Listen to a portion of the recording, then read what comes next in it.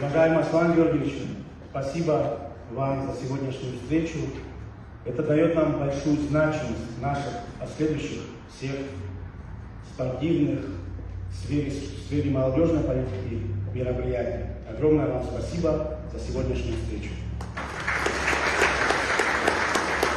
Уважаемая наша золотая молодежь, мы вас искренне поздравляем с участием во Всемирном фестивале молодежи, который будет проходить в городе Сочи на федеральной территории Сириуса.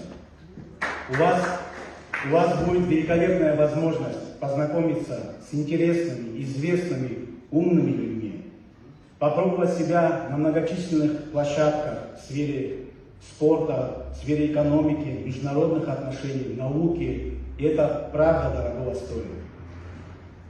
Дорогая молодежь, мы не должны забывать, как наш многонациональный народ проходил долгий тернистый путь.